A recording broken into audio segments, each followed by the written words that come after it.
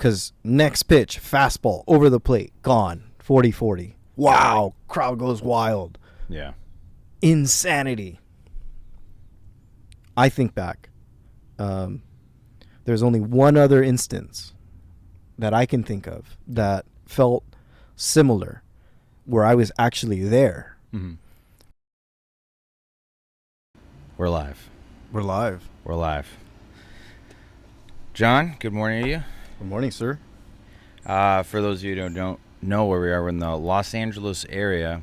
It's amidst a heat wave. Now, if you're from the South Bay region, you're not used to hot mugginess. Feels like Houston. Yeah, a little bit, right? Maybe not as humid, but it feels like Houston, and 100 something. Yeah, it was 100 the last couple days. I think today's a little cooler, but the humidity's been probably 1,000%. We're also behind the house. Behind the house, below the trees. Name of the show. I realized last week we didn't do a proper introduction. No, we just started talking. Yeah. And the viewers are probably like, who the fuck are these guys? It doesn't matter. Yeah, I know. But should we introduce the name of the podcast? Sure, go for it. This is the Below the Trees podcast. It's a podcast, great conversation with good friends. My name is Brian. John. Perfect. And we've been friends for, almost our whole lives. Our whole lives. Yeah, basically. I think maybe like 6 or 7, maybe. Oh, well, I mean, the reality is your grandfather lives across the street from my dad. Yeah. And you a friendship of convenience. Yeah, pretty much. And you grew up personally around the corner from your grandfather. Yeah. So spent a lot of time over there. Cheers, dude. Cheers, man. Almost 30 years of friendship. Yeah. Weird to think about. You know, it's funny. Before we went live, we were kind of having a conversation about some of your musical idols are passing away. Yeah, lots are dying. You said what, like a couple? There's just this last couple weeks? In this last week. Okay, so full disclosure. Mm-hmm.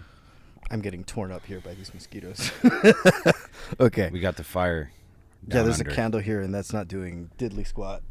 Okay. I listen to Latin jazz. That's mainly my genre. And don't undersell yourself. I know you play. Yeah. The conga. Yeah, percussion. But Latin jazz, something that started really 1940s, New York, Puerto Rico, Cuba. Cuba used to be America's playpen. Yeah. Right, in the 20s.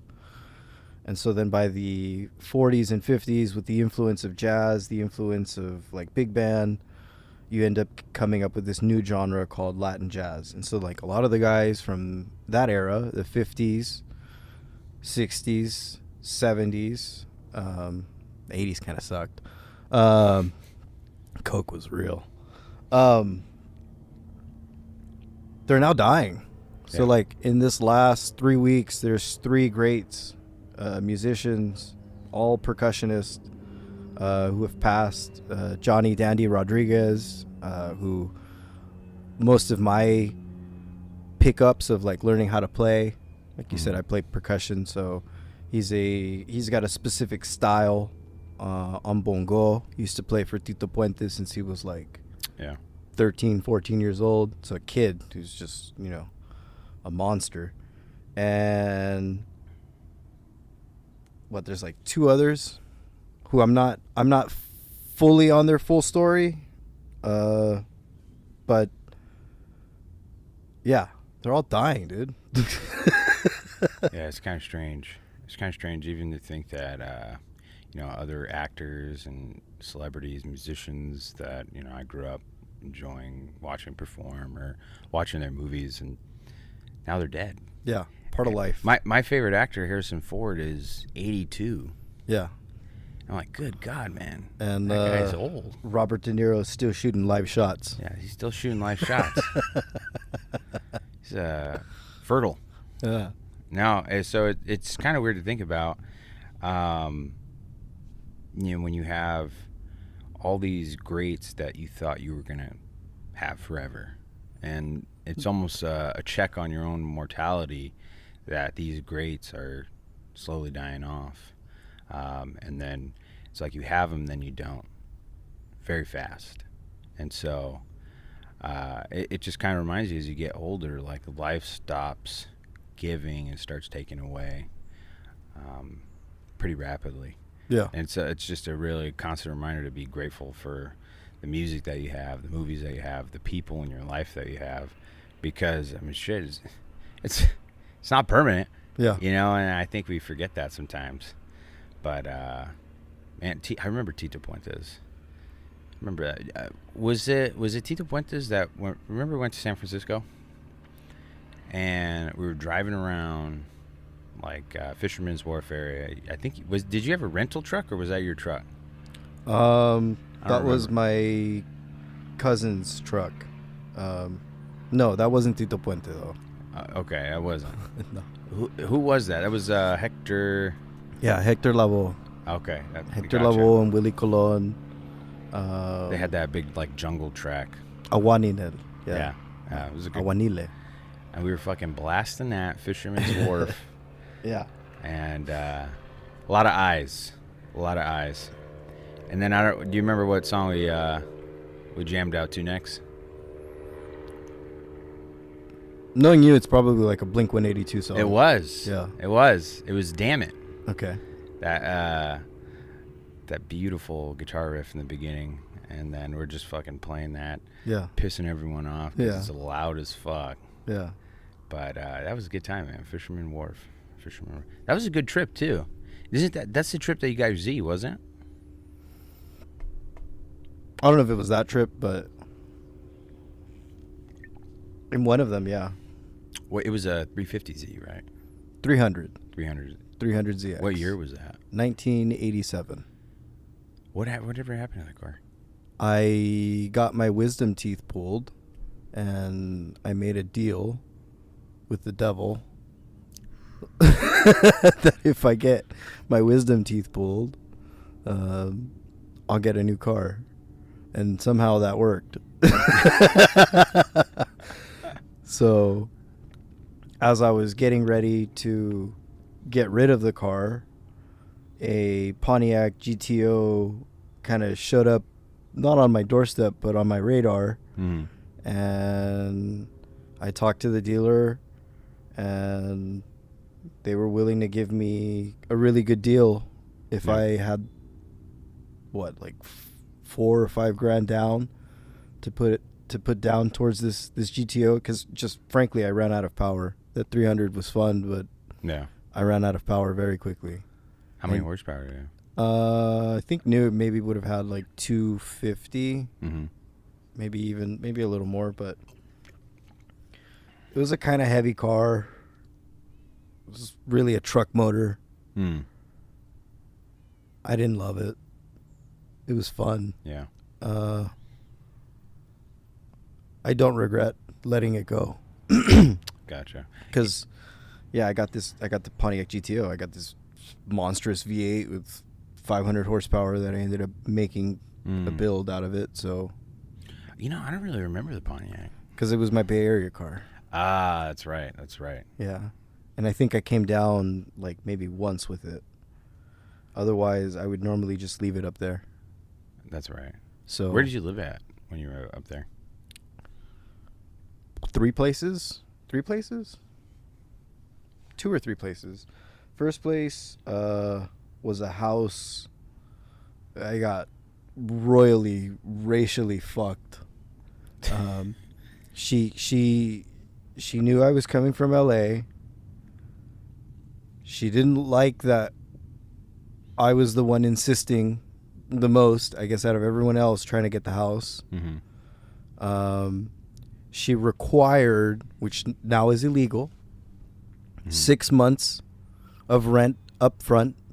6 months of rent? 6 months of rent up front. If you don't mind me asking, what was the rent there?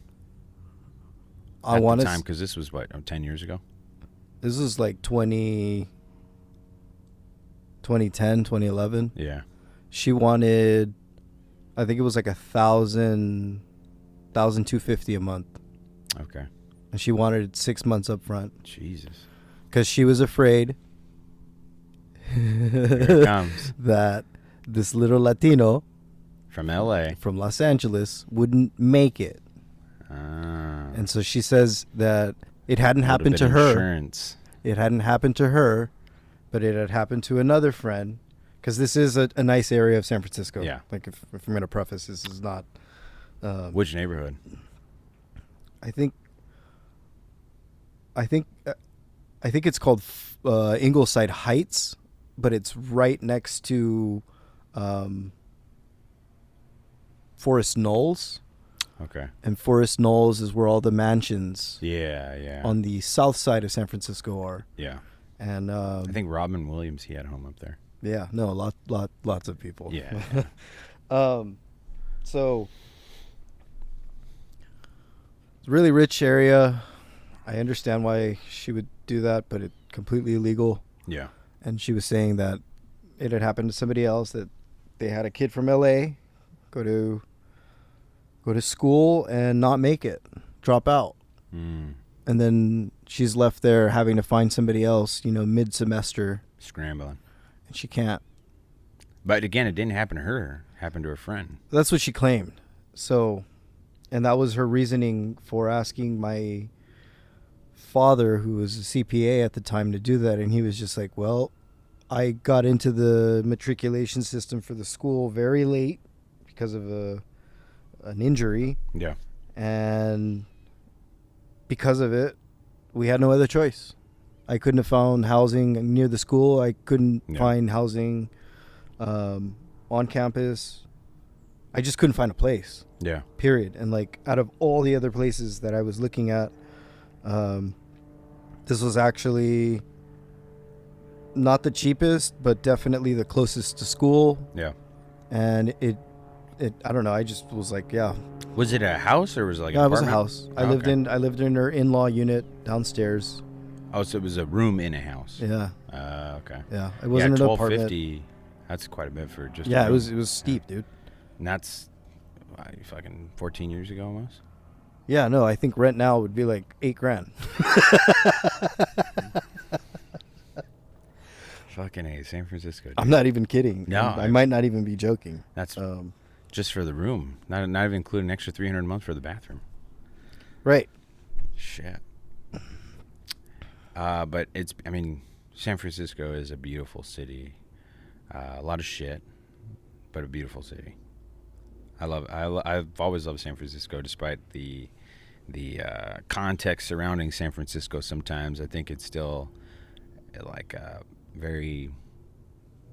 a beautiful city. I mean, it's got so many landmarks that are iconic with California history. And how can you not just like stand in awe, like, oh man, the Golden Gate Bridge is beautiful. The skyline is unique. They have really just a unique, I don't know, I guess a unique skyline. But my wife and I we did like a 2 or 3 day trip to Napa, and then we ended the trip by crossing over and going to San Francisco. And we did some flea market shopping in the Heish, a little market there. And we got her some shoes at the Doc Martens store. Yeah. Funny thing about that though, so I wasn't supposed to go to work that day, and then let me take that back. I wasn't supposed to go to work in the morning. I had my shift started at 2 p.m. at the time. So for whatever reason, they didn't tell me they didn't approve my my shift change. Yeah. So we and where I work, there's a shift change periodically. And so at this particular place, they said we had a shift change every 3 months. And so when I went to San Francisco and Napa and everything, it was kind of on that teetering in the end. So I thought I was going to go to the 2 p.m. shift. They actually had me on the 5 a.m. shift. So, it's like 5 p.m. We're at the Heish. I'm thinking, I'll be home, probably home around midnight, 2 and then go to sleep, and then I still have, 8 hours of sleep. No, that's not what happened at all. She says, hey, Brian, by the way, you're on that 5 a.m. shift now, so yeah, I just want to let you know. I'm like, oh, fuck. I'm 8 hours away, and it was a shitty drive back, just tired, and then you got to get up at 4 in the morning to go to work at 5. It was brutal. Yeah. But it's still a good trip, nonetheless. Still a good trip. Drink a lot of wine in Napa. Castello di Amorosa. I think I might have told you about that place. Yeah, you sent me pictures. Yeah, the Tuscan castle. It's Yeah. beautiful out there. You ever been? To Napa? To Napa. in Yeah, general? yeah. Of course. Do you have any specific wineries you frequented? Because of what I do. Yeah. Yeah, there's one specifically. I'll shout them out. Frank Family Vineyards. Pretty close with them. They have a pretty solid place. Nice. Let's see if I remember some of the history. I think it was something that was started late 1800s, and then actually became a full-fledged vineyard by the 1920s. It's in Calistoga specifically. Yeah. So it's a little bit more mountainous. Yeah. A little bit more rugged. And it's just like the people there, the people who work there, the family that owns it. They're just really cool, awesome, great people. I mean, it's inherent when you're at that level. Usually you're going to be really great people and a lot of fun. Yeah. So specifically, yeah, that's my vote. I love Frank Family Vineyards. It's one of my go-to wines, especially if I'm going to be gifting something and I am in a pinch. Yeah. Or I don't know the person. Yeah. Or I just want to have good wine and make sure that it's there. Sometimes you just have to. It's nice to display. You see the nice bottles, and then when that day comes and it's time to drink, you got that nice bottle on standby, and you just crack it open, enjoy a couple glasses or 4. The whole bottle. The whole bottle. Or a few. Yeah, no. There was this movie. It had God, what's her name? Did you ever watch Veronica Mars or Forgetting Sarah Marshall? What's her? I can't. Brian, you're the movie buff. I'm thinking. I have her. We can talk Kristen sports. Bell. Kristen Bell. We can talk sports. Well, no, Kristen Bell was. She had a Netflix music. movie. I can't remember the name of the movie, but it was a pseudo. It was like a very black comedy, very dark humor, but it was hilarious.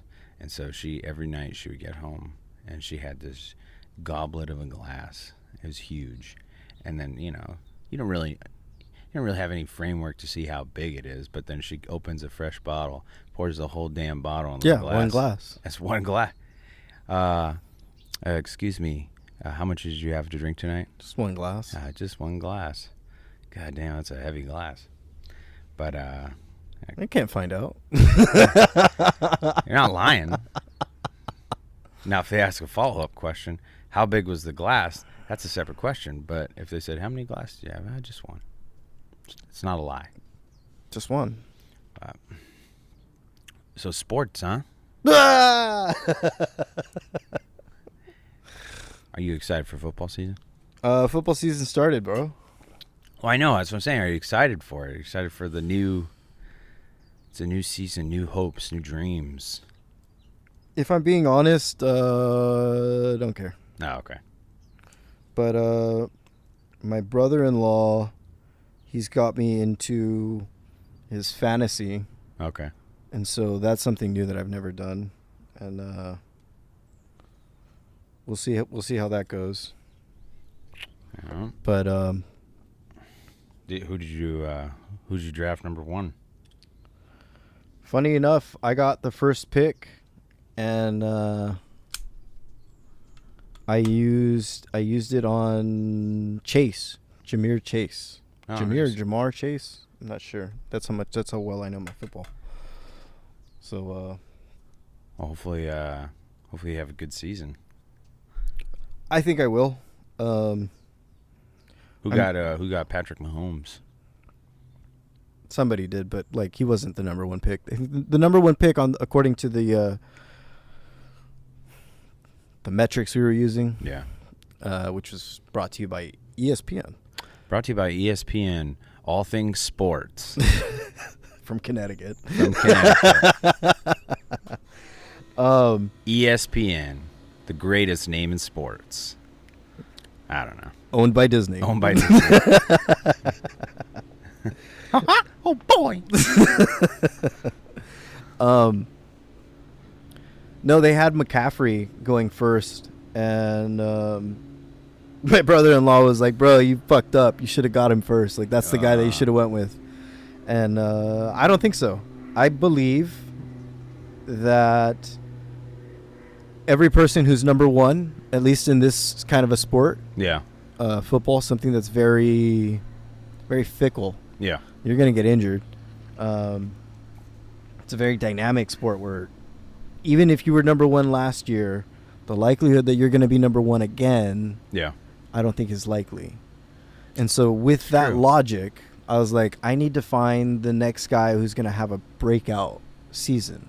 Mm-hmm. And so I based my picks, tried to. I wasn't perfect. I literally only did my planning because it sounds like I did like a month's worth of planning. It but sounds in reality, like it. Holy shit. Oh, I don't know anything about football, but I I've determined based on these metrics Yeah. that so-and-so is going to have a breakout season. So, no, I did this like I put money on it. literally I did. This was the morning of Okay.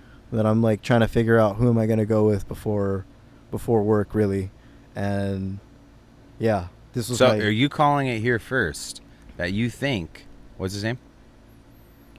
well, your not number one just pick? not just him. I think it's going to be, it's always going to be, a grouping of people Yeah. that are going to have breakout seasons. Well, give me your top three then. Who you think are going to have breakout seasons?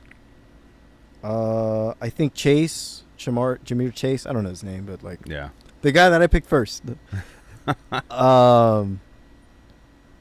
Oddly enough, I do believe that Aaron Rodgers is going to have a great season. The comeback kid. A comeback kid. This is his season. It should be. Mm-hmm. And I think there's one more, either wide receiver, I can't remember, Mm-hmm.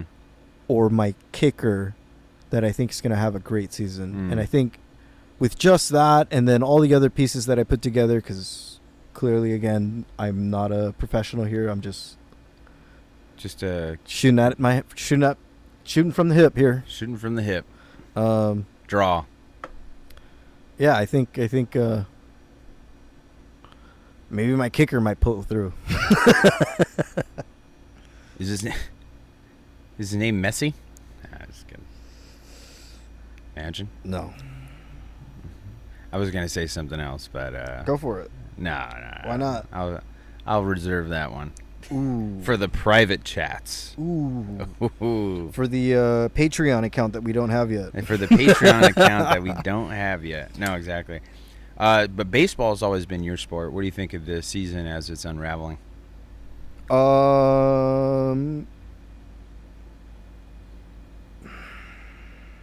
I'm controversial, bro. So I like controversy, though, to an extent. Hit me with your controversial statements. baseball's changed. Thank Check you, that sir.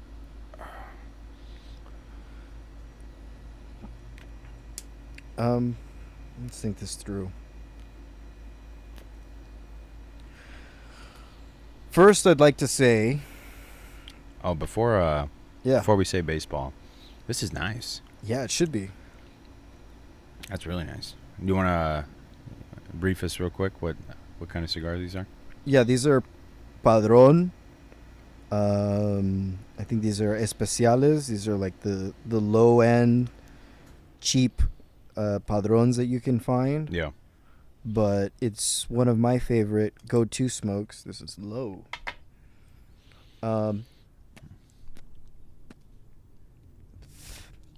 This is the thicker ones. Yeah. These are not It's a nice thick chub. not the normal torpedoes or robustos. I don't remember the exact name on what they call them. Yeah. But I know that this it's a great smoke. It's one of my favorites. Yeah, I really like it, dude. It's good. Good go-to one, just like the Frank Family one. Yeah, Frank Feynman was good too. Just I think I like this one a lot because it's I don't know, it's kind of light. it's light. It's got good flavor too. I like the size of it as Yeah. well. Nice thick cigar. And gentlemen, they said this is their finest hour. Every time we're gonna do that, huh? Every time. Winston Churchill, a great man in world history. He was a bit weird, bro. He was a strange guy. He's a fucking weirdo. He's good at posing for pictures. Right. I just like his speeches. Some of his speeches are really good. I can't comment on his personal life, but some of his speeches I really enjoyed. Oh, obviously during the great World War II. Mm. But all right, we'll get back to Churchill and his controversies. But let's get back to baseball then. So you have a hot take. Yeah, hot take. I really think sports changed the minute the league started accepting gambling. Okay. And so Specifically all sports? all sports. All sports? Okay. All sports. Because it was a line item that was not thought of previously Yeah. to be part of the budget in a sense, where it was, backdoor deals, under the table, you needed the mob. Yeah. Like, that's usually how gambling in sports would work. But it's not until all of the leagues agreed, this is so much money that we need our cut, Yeah. right? And so when we start adding lots of money into sports, Mm-hmm. Inherently the product is going to change. Yeah. And that product has changed. In what specific ways do you think? Every way. Let's think basketball. Mm-hmm. I think personally, as a non-basketball playing person, and I don't play basketball professionally, We are height challenged. we are below the rim. Well below the rim. Can't even jump to touch it. There was a time where I could touch it. That was all. Touching the rim. That's it. Barely touch. Like Depending on which rim, you know what I'm saying? oh God, no, sir. Okay. That delved off pretty quickly. So, you when it comes to the rim of basketball... I need to give you lower end cigars, sir. No. When it comes to the rim of basketball... Okay. For those of you who are wondering what rim we're talking about, I'm talking about the rim of basketball, okay? You good? Yeah. No, I'm good. So, I think the typical basketball player has changed in, number one, their size, their stature. They're no longer as strong and as big as they used to be when I was a kid growing up watching basketball players. Basketball players used to be these immense monsters that were just built like shit brick houses. Like, think of O'Neal. Yeah. That's not a Mutombo. small little guy. Yeah. That's a big refrigerator of a man, Yeah. right? Mutombo, right? Yeah. Even Tim Duncan. Yeah, Tracy McGrady. These are monster athletes, ripped. Yeah. That prototype has changed. It's now a little less muscular, more lanky, Yeah. a little less on the aggressor side, Yeah. more on the ability to pinpoint shots. Right? Like, perfect example, Kyrie Irving. Incredible player. Yeah. Fun to watch. Never dunks. Can dunk. Never dunks. It's a choice. Mm-hmm. You'd never hear that from Kobe's era. Yeah. Like you said, Tracy McGrady. You wouldn't hear that. Mm-hmm. You have the ability to do it. Yeah, you might have a great midpoint game or a great 3-point shot, but that wasn't the game. The game was, let's just tack on points. Let's be aggressive. Yeah. Let's penetrate into the pocket, right? Mm-hmm. Penetrate the rim. That doesn't happen anymore. Yeah. Like, that athlete has changed. And now, just to kind of get with the theme of sports gambling, is that 3-point game a result of that? Or is that... It might be. I don't know. I don't have the statistics in front of me to really look at it. Because when did sports betting become legal in California? It's fairly a recent event. It's a great right? question. I don't know it offhand. Yeah. If I were to make a educated guess, I want to say it's not until, the mid 2000s or the teens, like 2012, 2015 probably. Yeah. It's in that era. I think starts. It kind of proliferates a little bit. Where it's a thing, right? And it doesn't become mainstream really until like we get into COVID. That's a good point. And so like now once everyone's locked up at home and we're watching games at home, yeah. Now we're also betting on them. Yeah, I remember pre-COVID, maybe a few years before COVID, doing like DraftKings. Right. And but that's beat the streak and all that. But Major League Baseball, one of their greatest sponsors is DraftKings. Yeah. Why? I think you put the nail on the head earlier, and it's all about the bottom line, right? Okay. So, if now we know that that's another revenue stream, and that will, in some way, shape, or form, change how teams are picking their players to put on the field, we see that into like baseball, where now it's an emphasis on having the harder throwing guy. Mm-hmm. Because the harder he throws, the more likely he's going to get batters to whiff. Yeah. Strike out.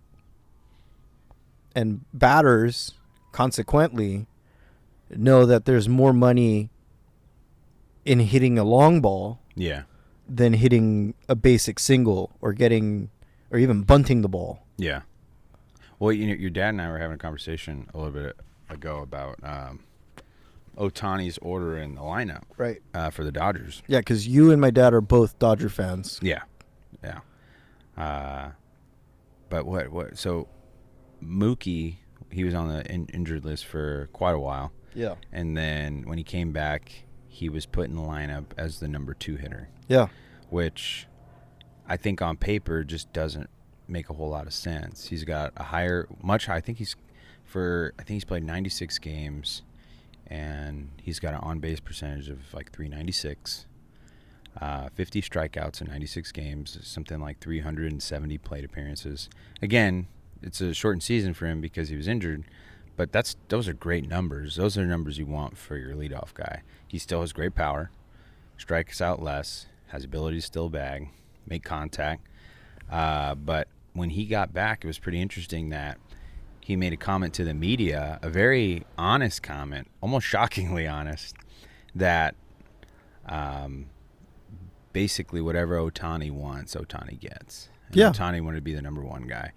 And he's got 143 strikeouts. 160. He's got 160 hits, including the 40, 45 or 46 home runs now, chasing the 50-50.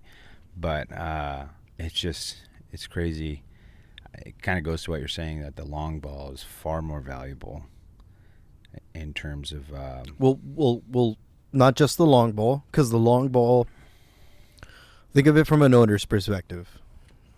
The long ball makes sure that you have butts in the seat.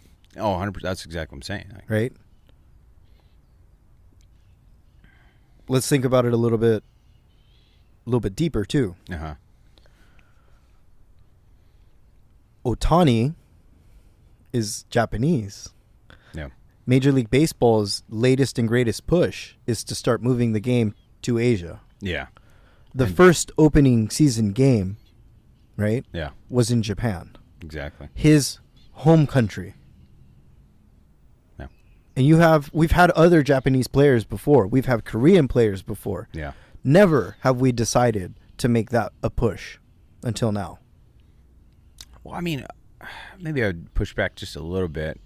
I think they've been trying to internationalize the game quite a bit. I mean, the Dodgers played in Australia, for example. I think it was I forget who. Someone played in Seoul, South Korea. Now, I'm not saying the push for Japan is less than those. I absolutely agree with you that Japan is sort of that obvious market that makes the most sense for Major League Baseball. I mean, the fan base there is hungry for like characters like Ohtani and things like that. I mean, he's huge, and it makes sense to push into that. But I mean, it's kind of a broader effort to internationalize the game even more. I mean, they have the London series every year now. I think the Phillies played most recently, but we've only recently gone to Latin America. That's a good point. When in the history of baseball, we've made it a habit of finding incredible players in Latin America, but yet never made it a massive push to actually bring Major League games to Panama, to Mexico, to Puerto Rico, to the Dominican Republic, to Cuba, to Nicaragua, to Colombia, to Venezuela, right?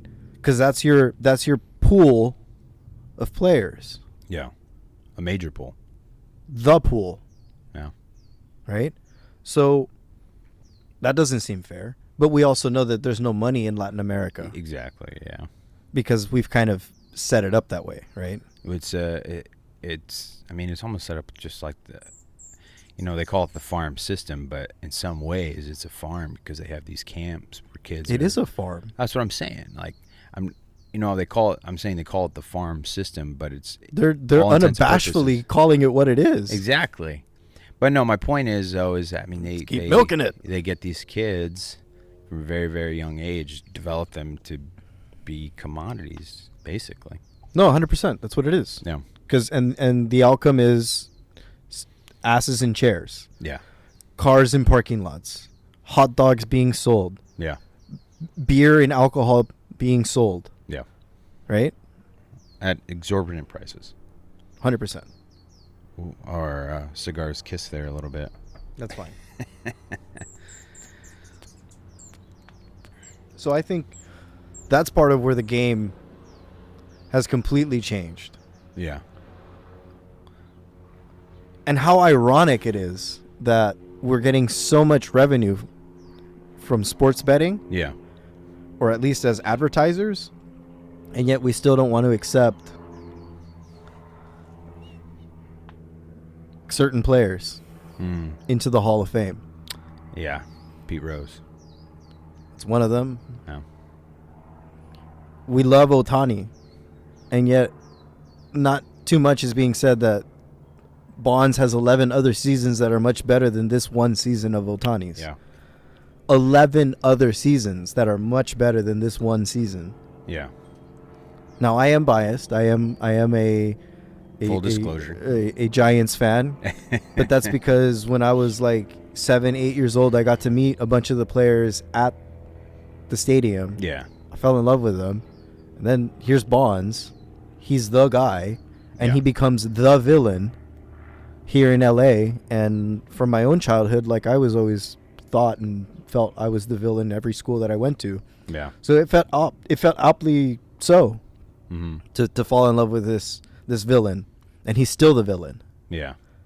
Pete Rose is still the villain. Even though Ohtani has all this controversy with his betting, he's still batting first. Huh. Yep. I mean, it's a lot of controversy with with Ohtani and with the Dodgers and stuff like that. But so your position then is that is in part because of the proliferation of sports betting. Okay. How can we accuse him of sports betting when the very league itself Yeah. has now entered a new line item in its budget for all the owners to benefit from? Yeah. Come on, that's a little ridiculous. It's true. It's a little hypocritical. And, you know, I was talking with my dad about this, but, like, we don't have a monarchy here in the U.S. Mm. Our monarchy system are the owners of the sports teams. How do you figure? This was a comment that was made in the TV series Billions, where it's, we don't have a monarchy in the U.S. Mm-hmm. There's only sports franchise owners. And, you know, in football, there's what, 32? Yeah, I believe so. How many owners in baseball? 30? Basketball? Probably roughly the same number. Okay. Yeah. So, The 3 major heads of sports. hockey? Probably a little less. Soccer? That I don't know. So, it's going to be around 30 again. Yeah. Seems to be It's kind of the number to have. Yeah. So, in football, there's like, well, not in football, but like, just like, let's look at the overview. There's less than 1,000 owners, even in the farm system, Yeah. right? If we're including farm system owners, yeah, there's probably like 1,000. Let's break it out. Let's say there's 3,000 Mm-hmm. affiliate owners, small time owners. So it's a small. We're literally talking about the 1% of the 1% Yeah. of the 1% of the 1% who get access, because you could have the money, you can have the capital to Yeah. own a team, but if all the other owners don't want you into the little club, you're out. They won't accept you. No Magic, you can't own your own team, but you can be in partner with us to buy the team. Guggenheim. Right. So it's like sports has changed. It used to be one owner who smoked a cigar all day. He made decisions. Fire that guy. Go bring that guy. Rawr. Yeah. No. We've now realized, just like the Romans did, that if you have this massive amphitheater, this massive stadium Yeah. A circus. of people, and we're distracted, right? And sports is set up in that cycle so that every year, if we're not distracted on one thing, then here comes the next thing. Then here comes the next thing. And then it's just constant every year. So that's now completely gone haywire. Profit central. Let's squeeze out how much money we can. Yeah. It's no longer just about the sport. It's what are the economics of it, because there's so much money to be made. Yeah. Right? And this is the same argument that I was talking to my dad about, how the Olympics is like, just, it's in my personal opinion, it's a charade. Like, we have all this money and investment going into building these stadiums all over the world, when in reality, very few are the countries and teams that are going to be able to maximize and utilize those stadiums to its full potential. Yeah. Once the Olympics are gone. Case in point, Brazil. Yeah. Case in point, Africa. And these are recent. Yeah. Sure, London has the capacity. Sure, China has the capacity. Yeah. They also have like the dominion to be able to say, no, everybody show up to the stadium today. Or, I don't know. I'm not going to say anything else. So let's not get the wheels taken off before we get started. Actually, I was just kidding. Now I see what you're saying, though. Well, I remember years ago, when Brazil hosted the Olympics, they spent umpteen millions and billions of dollars in constructions of new stadiums. Yeah. Every time. And the Olympics, it kind of touts itself as a builder of economic growth in the countries that it has a footprint in for that year. But, when you look at the post-Olympic effect, I mean, those stadiums are empty, and they're big cash losses for the countries who hosted them. So. And the players don't see diddly squat. Yeah. Players don't make it. So it's like, if you're not aware, your medal only counts if your country deems that it counts. No. Okay? So if I'm running for a country that they don't see a value in me winning gold, and they say, okay, you win gold, we'll give you, $50,000. $50,000. And that's true in some sports here in the U.S. Yeah. Okay, we'll give you $100,000, $150,000. Like, no, you would probably think, right? If I'm going to ask you, you didn't know, how much do you think a gold medal winner earns? That's a good question. To be honest, my intuition says that it's on the lower end, even though the Olympic athletes are the best in class for that particular sport. They're all over TV. Yeah. They have all the commercial spots. We know who they are. Potentially, we can recognize them. I think from endorsements, they'd make quite a bit. But that's not the same thing. But that's what I'm saying. I think when it comes to the gold medals, my intuition was that they didn't make that much money. They don't. Exactly. I mean, I would suspect that probably a 50 to 100,000 is where I would put it, and that's where it is in the U.S. Okay. Yeah. Depending on your sport. It's true. I mean, there's some sports obviously that are less popular than others, like breakdancing. But shots fired. But no. I mean, it just seems. It does seem like. I mean, you think about a professional baseball player in the minor leagues. These guys are professionals for all intents and purposes, but they haven't breached that threshold yet to be in the big leagues. They haven't been called up.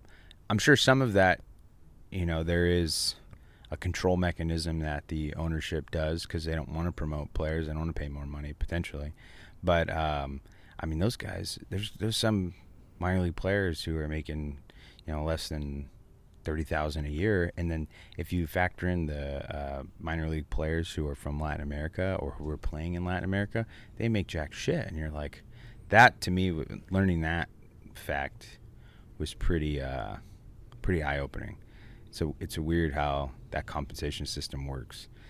And it also makes it, when someone that you admire in the minor leagues, you see them break through and they get that that major league minimum. I mean, it's not like the most life-changing money, but for some people, yeah. I mean, $500,000-$600,000 a year, that's a lot of cash.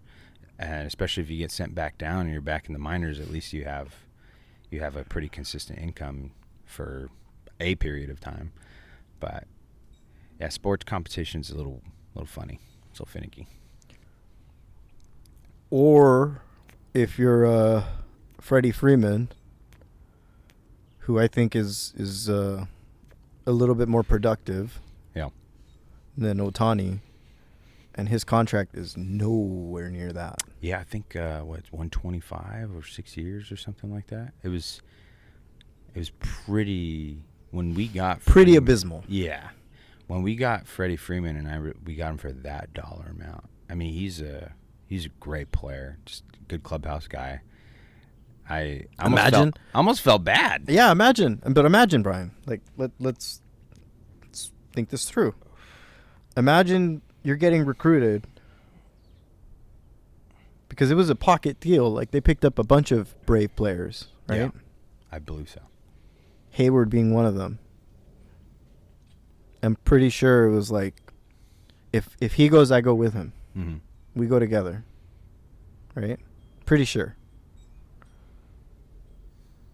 And imagine the conversation being, okay, for the good of the team, we're going to request that you take, a little bit of a pay cut. A little bit. For the good of the team. And then, like, within 3 years, they just drop. What? You know your team far better than I do. I mean, this last how many season, yeah, how much money was spent, Brian? I think it was like 1.1 billion. For the good of the team, take a cut. Yeah. For the good of the team. For the greater good. Yeah. So we pay you substantially less than what you're worth. Just so that we can get this acquisition here and we can get more chairs in here. And maybe the conversation, maybe I'm just being a little too cynical and maniacal.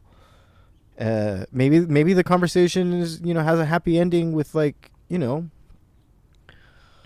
give us 5-8 years solid production and we'll give you a seat here on the chairs for life. Yeah. I mean, but you got to think too. So we'll just taper off your contract and just say that it's like, 100, but on the back end, we'll make sure that you go home with like 2 or 3. You're taken care of. But just as a player, we'll give you this, and then you'll have a guaranteed contract as a coach, as an advisor. Yeah.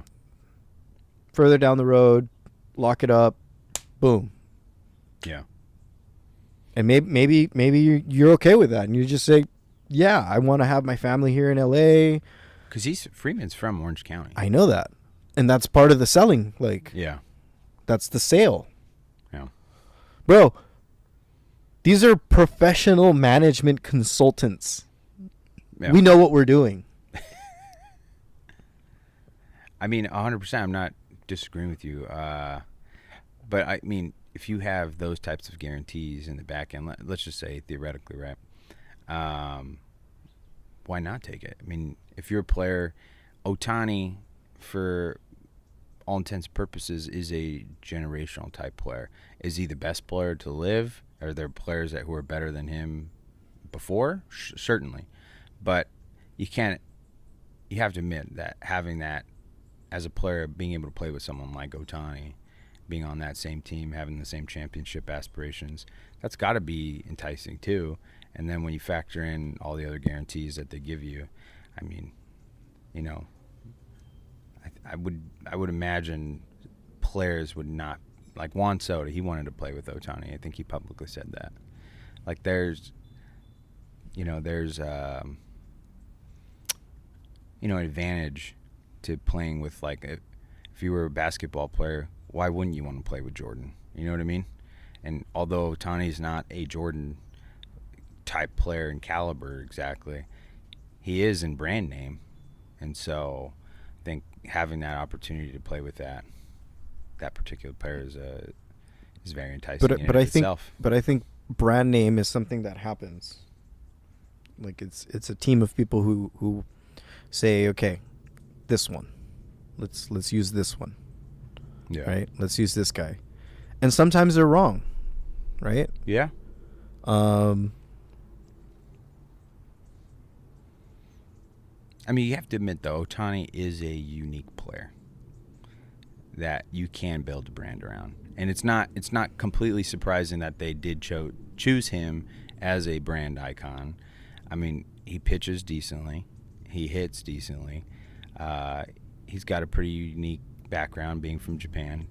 I mean, it has all the makings to build a brand around. So it's not surprising they chose him, at least in my opinion. And it seems like you could build around that. It was easy to build around that. So then, it's funny how we thought we were going to be talking about music, but now it's baseball. We'll get there. We'll get there. We've got a couple. Okay. We've got time. But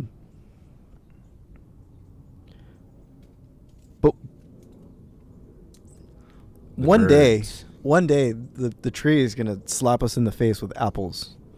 Yeah, I mean, you got pomegranates on the other tree. Yeah, I know. But Might have, if you permit me, I might take some. yeah. They look good. Anywho.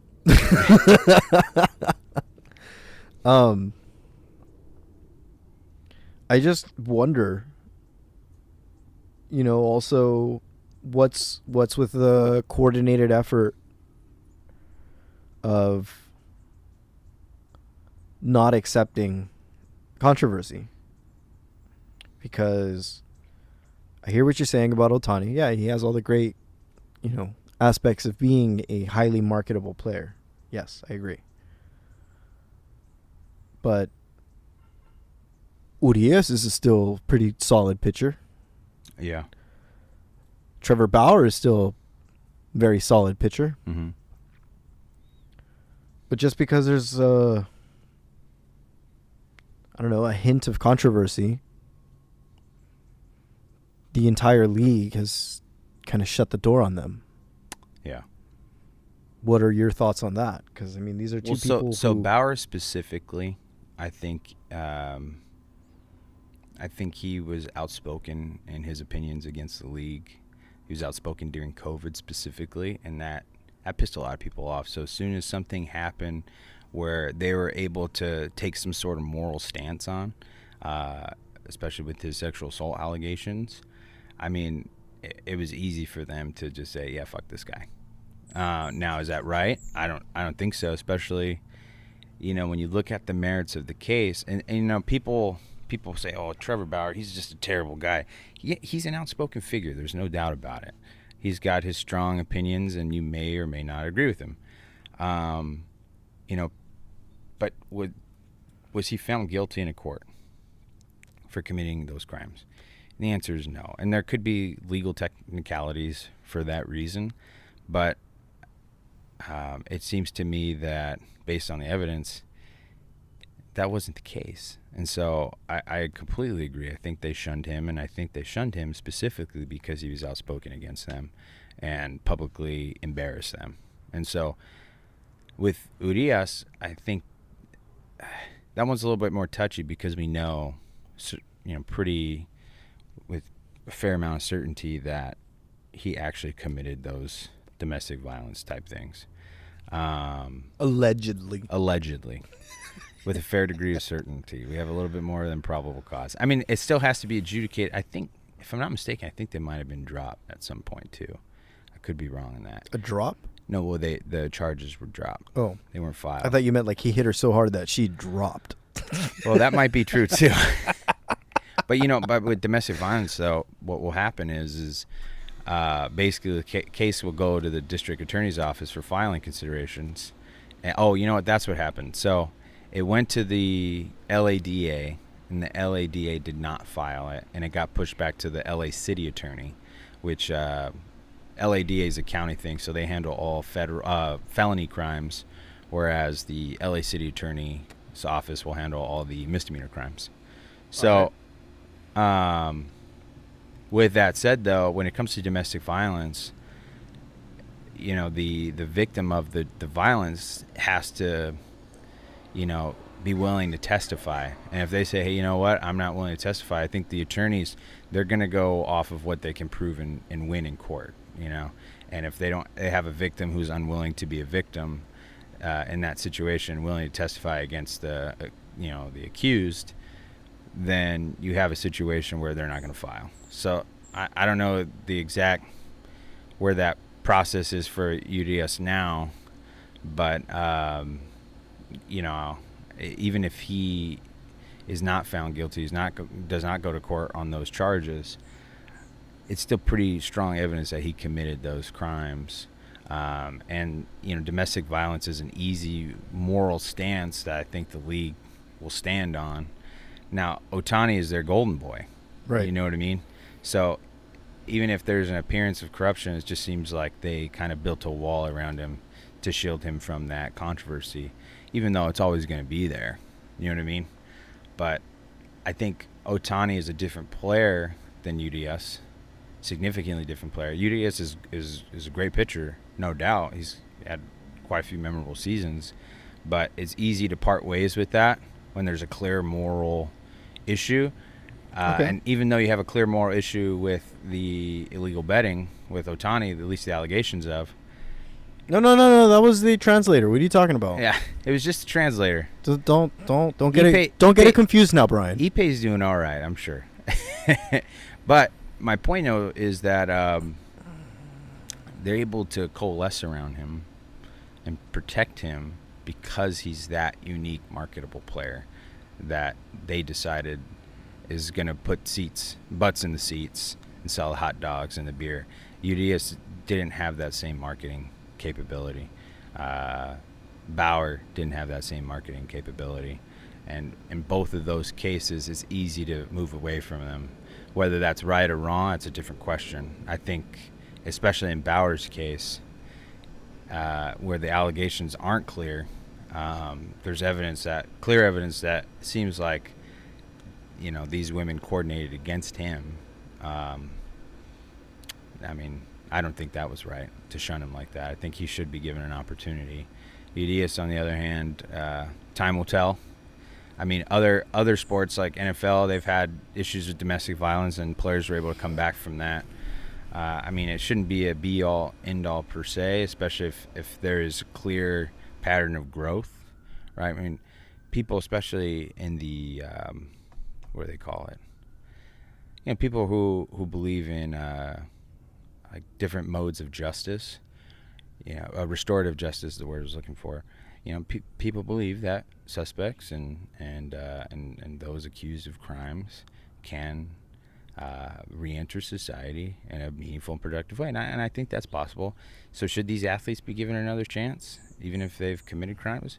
I think it's fair, especially if they've shown that they're willing to come back from that and be better for it. But like I said, with Ohtani, it's easy for them to make that decision to help him out because he's just so much more valuable to them as a tool to market their product more. Well, that's my take, anyways. But, do you miss him? I really liked Urias. I followed him from the beginning, and he was. I like the fact that we had a young lefty to kind of pick up the hills where Kershaw left off. Obviously they were different pitchers, but the Dodgers have always had a history of just really good left-handed pitching. I mean, you got Koufax, Kershaw. These are legacy type players, and so to have a prospect like Urias come up to continue and further that legacy of really good left-handed pitching would have been cool. So I do miss that part of it. But I don't think Urias ever, as great as a pitcher he was, I don't think he ever got to that same level of skill. Yeah. As either of those two in their prime. But no, I miss him. He was, 2020 World Series, asterisk World Series for most people. I mean, he pitched really well and it was good to watch. But yeah, we'll see. We'll see what happens next for them Dodgers.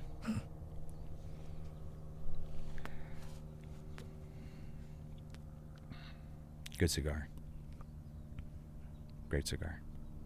I don't know, but I mean, what's your take then? What's your response?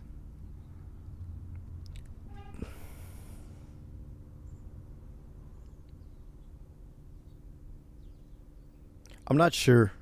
I don't know if it's I don't know. Well, let me ask you: Do you think the outcomes are predetermined? Because the Dodgers seem to fucking choke every postseason, and that's coming from a lifelong Dodger fan. Right. Well, I mean, I watched the Dodgers because my dad is a Dodger fan, and I think it's just the right thing to do. Let the old man watch his team. So I've been watching them for the last couple years, and I just see this confusion on are we going to use sabermetrics? Are we going to use old school baseball, manager tactics, put the ball in play? And no, it's more of let's wait for the long ball. It's kind of like the NBA's three-pointer. Let's hope on phenomenal, lots of movement pitching. And I don't think it's happened yet, right? Like you guys have won in 2020, but I know that's not the playoff season that you'd want, and I think nobody was there, right? Yeah, no one. So even Justin Turner wasn't there. He had gotten COVID right before the last couple of games, if I remember correctly. They wouldn't let him celebrate on the field. Mm-hmm. I think he ended up going out in the field anyways to the to celebrate to the dismay of the media. But yeah, it was a weird season. Right. And all those pieces there are no longer in play in that sense. Yeah. You guys are still trying to make it back. I don't know. No. I don't think the outcome is predetermined. I think they still have to perform. I think the outcome, however, is not as major consequence as it's at least portrayed by the teams. Obviously for the players, and I think the coaches and even Dave Roberts, I think winning is important. I think that's their primary goal, as it should be. But when you get into the executive level management, I mean, it's not. You're right. It's not just a single owner anymore, just kind of calling the shots. I think the owners then in the older days, I mean, the Steinbrenner family, right? Yeah. Like when they were meticulously involved in that process, and I think there's a bigger disconnect now between ownership teams and the actual, players and the coaches, and it's almost like well-oiled machines now, how they operate. I mean, they're businesses at the end of the day, and that's how they're operating. So I think for them, at the end of the day, whether they win or not, the management's perspective is, money. And, there's always this thing about waning attendance in baseball. I mean, you see the White Sox, that can't be good. But, I think baseball revenues, if I'm not mistaken, they're as high as they've ever been. And that could be partially due to inflation as well. But, I mean, they're making money, regardless how you look at it. If I want to put on the cynical hat. I love your cynical hat, John. As you should. It's a good-looking hat. It's a damn good-looking hat. Usually gets me in trouble. Trigger alert. With some of the kids that I'm coaching, they believe. Let's preface this real quick. Yeah. So you used to play baseball. Very good, I might add, until I think we talked about it last podcast, so an injury occurred, and now you currently coach baseball. Right. And that's just a very abridged version. I know your baseball story is a lot deeper than that, but just wanted to put that out there. So you're coaching these kids. Yeah. High school. And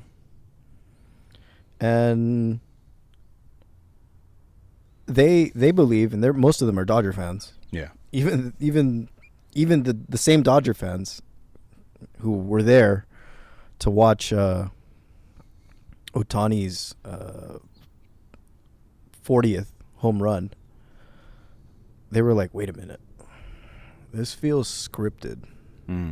Like, to them. Yeah. And remember, these are kids who grew up with COVID, right? Yeah. So they're skeptical. Yeah. They see this whole world changing and they don't know what to think of it. And so their initial gut reaction is it's a setup. Let's also add that these are kids from the inner city.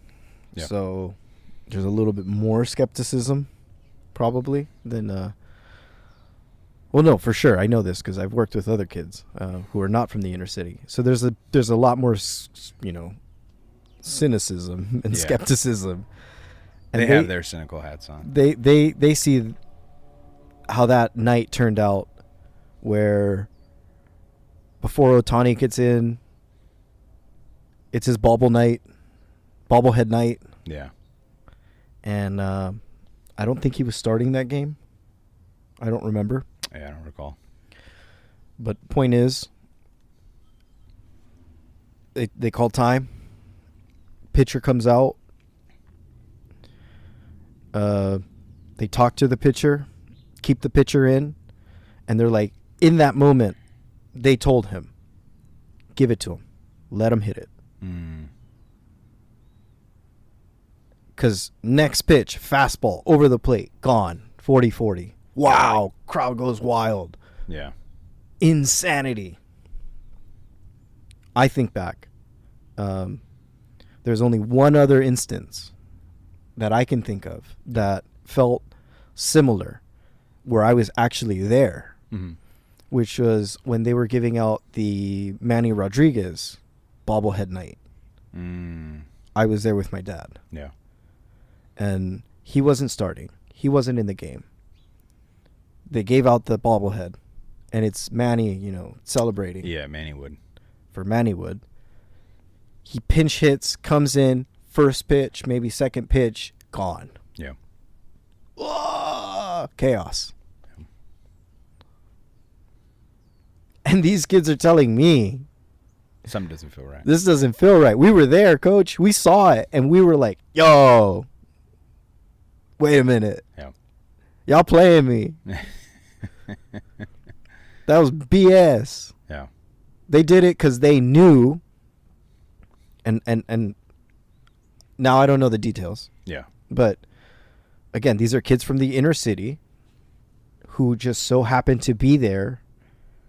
They were invited by the school, by the Dodgers. Yeah. And apparently there were a lot of high school kids in attendance for that game. Coincidence. So it's like, if we want to make a new round of fans, that's the night to do it. Yeah. Where we give them a toy. Yeah. We give them an experience. They get to see a 40 home run season, which is pretty rare. Yeah. Unless you're talking to Bonds. And they're now, most of them are in love, except for these cynical kids that are like, wait a minute. Something ain't right. Y'all are spoon feeding this to me. Yeah. And so, I don't know. I do, from a economic side, I definitely understand, because I've seen it firsthand. When you win a championship, your local economy goes berserk. Yeah. Ape shit. Property values skyrocket. Yeah. The city changes.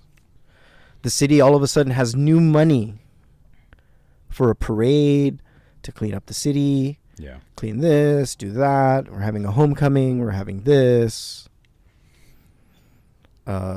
We're going to need to hire new people for security. We're going to need to, like, the whole thing changes. Yeah. And I've seen this. I saw this in San Francisco. Saw this in Houston. Saw it here in LA.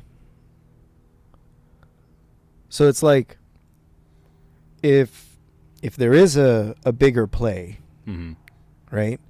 It's to make sure that these certain cities get that benefit. Yeah. So they win. All the other subsequent benefits that happen. And now, we get these massive economic benefits. Yeah.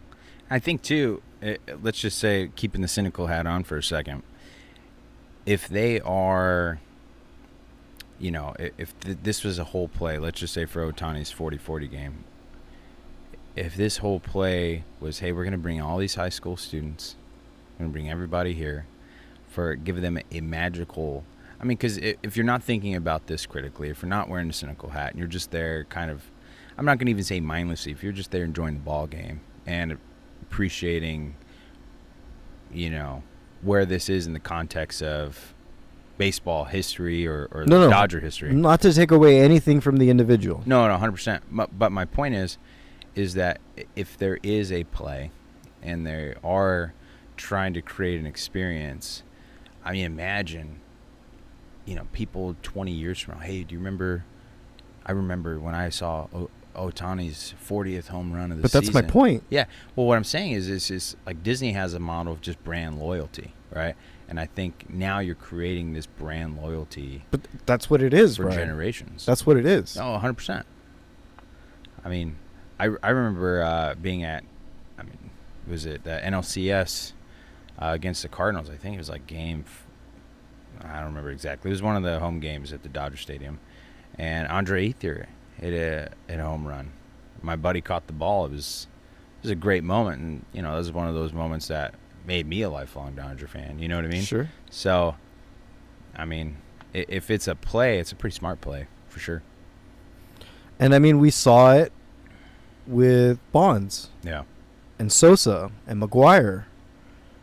The baseball changed a little bit. Yeah. Like, and all of a sudden the ball started flying further and farther. Mm-hmm. Roids was accepted. And baseball, that used to be this waning sport, you know, coming off of 93, 94's strike. Yeah. We're trying to get more people back, and a quick way to do it is the long ball. Yeah. Now we've reached a moment where we love the long ball, but we also appreciate crazy metrics. Yeah. Spin rate. And so now we're talking about angles and route launch efficiency angles and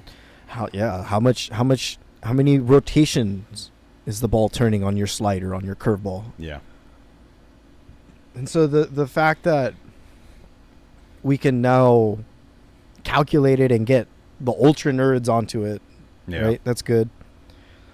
But I could also see how that could be a benefit if that's like a generational change, where I look at my nephew, and I can definitely see in one of my nephews, he loves geeking out on nerdy things. Yeah. And so he's at an age where he's starting to get into sports, getting more competitive with it. And my brother-in-law is trying to tell me, like, we got to push him into baseball because baseball is the thinking man sport. Yeah. And if we try to sell it to him like that, like, forget soccer. Yeah. It's okay. Keep playing tennis because that'll make you a better baseball player. And it'll help you think better too. And you'll see the spin, and your eyes will get better. But play baseball because that's the thinking man's game. And if we try to sell it to him that way, Yeah. and then look at all these metrics that you can calculate. Yeah. Look at these angles. Look at like all of a sudden, Yeah. his eyes will be like, "Whoa, this game is nuts!" Because we don't really do that in basketball. If I'm being honest, Yeah. we don't sit there and analyze at what angle did the ball leave his fingertips. Yeah. To a significantly lesser extent. What's that arc angle? We don't know the launch angle like we do with baseball. Yeah. But baseball is such a numbers heavy, sport where that's where the appreciation for a lot of people has come from in the past, where now that's the new push. Yeah. Maybe that's what the younger generation, maybe that's what all the management consultants have come back and said, hey, the younger generation prefer a little bit more analytical baseball, so we need to give it to them, and we'll make the sabermetrics, and we'll make all these other new things and features, and we'll use Google, we'll use all these other technological companies to help us figure out As much data as we can. how we can sell it to people. Yeah. Because apparently there's a need for society to want to see these numbers. Yeah. I mean, I'll tell you, I get a kick out of looking at some of these numbers. I mean, you know, Bro, his spin rate's nuts. Yeah. I wouldn't say I'm very well versed in like all the sabermetrics. Obviously, I know spin rate and things like that. So when you see a high spin rate curveball, you're like, okay, I can see why that they value that guy versus it's like Rich Hill, for example, when he was on the Dodgers, he had a really high spin rate curveball. So he would throw that curve early in the count, and then when he threw his, 87 to 90 mile per hour fastball, it just looked like gas. Bro, that's my pitching. Like, yeah, 100%. I think it's it's a really good strategy for those types of pitchers for sure, especially when you have that high spin rate. But I like looking at like ERA plus or some of those other metrics that give you when you see a pitcher, like if their ERA is 3, ERA 3 or just a little bit hair over. But if you look at their FIP, fielding independent pitching, it's like, oh shit, that number's really high. It means they benefit. Their ERA benefits significantly from the good fielders that they have. Whereas if you have a pitcher who has a low FIP and maybe a higher ERA, I mean, it just means they're a little bit more unlucky. Maybe give them the long ball a little bit more often than they like. But, I mean, I might go with that pitcher who has the lower FIP instead of the one with the better ERA, because I think that pitcher's probably a little bit more quality. I like looking at those numbers. I think it's fun. But I see what you're saying, like that there probably is a generation of kids who enjoy that. 100%. You're one of them. What are you talking about? Exactly. You're a speaking generation about it. of kids. Yeah. Meanwhile, my dad is like, put the ball in play. What are you doing? Yeah, but then the thing, too, is the numbers have gotten so ingrained in the sport now, you long for that just basic concepts in baseball, like make contact, run it out. Like you see those things, and when they play small ball, you really enjoy it. I feel like you enjoy it a little bit more now when I see it. When I see a team just having good fundamentals and not worrying about the numbers as much. I don't know. Especially since I played my first baseball game. I had fun getting out there, Never played organized baseball until the last couple months. Yeah, you finally listened to me. Oh boy, I wish I'd done it sooner. Yeah, you probably wouldn't have broken your shoulder. It's probably true. So when we were playing, I think I told you my knee was all fucked up. Okay. So I've been seeing like a little conditioning coach and working on my knee a little bit, so I feel better for next season. Ready to go out there and play hard. Right. SC Diablos, baby. We don't know if it's South Central or SoCal. Maybe both. But it's up for interpretation. Yeah. But no, let's transition a little bit. Okay. I think the baseball conversation was great, but we did say we were going to talk about music. Yeah, go for it. Whatever you want to talk. No, I mean, but so earlier we sort of spoke about legends dying off, and part of me feels like, man, we're at a pass now. Some of my heroes are getting really old. I look at the Blink-182 guys, and they're pushing 50. Yeah. Like, holy shit. Yeah. And it's and you see them like they're on tour, and the singer Tom, they had to cut the set short because he was sick. He was like, dude, I'm done. Like, I can't do it anymore. He's so sick.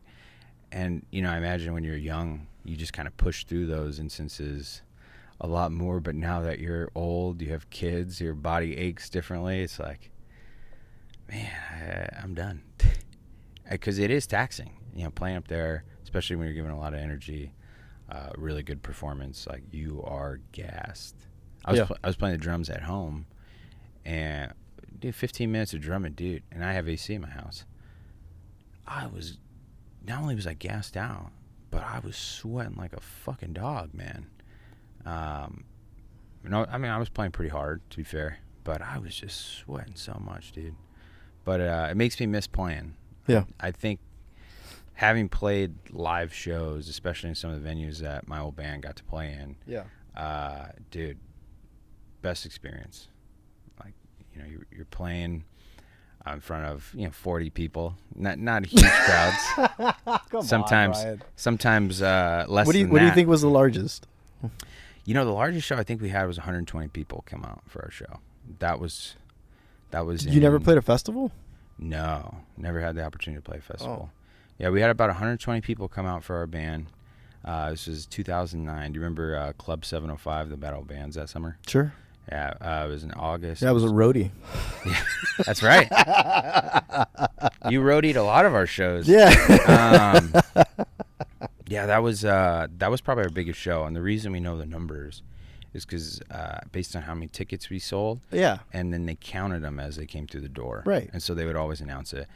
Tom is my friend. 70 people. That was our first show because we really I think we went ham on trying to promote that because we wanted to have a good crowd and stuff like that. Yeah. But so our next show, I think we had the second, because we played 3 shows in that little series, and that second show I think we had close to 100. Yeah. And then the last show we had I think around 120. And part of the reason, because there was some really good bands there, and I'm not going to downplay our abilities, but if I were being honest, there are better bands there, 100%. I think we had a lot of fun and we played well, but if I'm being totally transparent, part of the reason why I think they continued is because we were selling tickets. Yeah, no, 100. Duh. Yeah. We were 16 years old at the time. It's a business, Brian. 100%. We were 16 years old at the time, playing 17, and we're playing these shows. You don't really think about that. You think, oh, we're fucking great. But no, those are the fun times. We played over at the. I remember you came to the whiskey show. Whiskey a Go Go. I remember, Sunset. I remember I asked you, "Hey man, what was your honest opinion of that show?" And you were like, "Dude, it was really good." Yeah, it was. It was really good. And then other shows, you're like, "Yeah, not so good that time." Yeah, I'd be honest with you. No, and I always appreciated that honesty. But I think especially as somebody who doesn't really know punk rock, like it's because of you that I got into punk rock. Yeah. And like, if it weren't for you, I wouldn't know diddly squat about. It's my favorite word today, apparently. Diddly squat. Yeah. Jack shit. Jack shit. I'm trying not to cuss, but Yeah. There goes. I've already said fuck at least twice. There it is. Now 3. So yeah, I don't know nothing about punk. No, but you knew about music. I remember going to your jazz band practice at when we were in high school. We went to different schools, but it was a weekend jazz band practice. And dude, I remember I'll never forget this.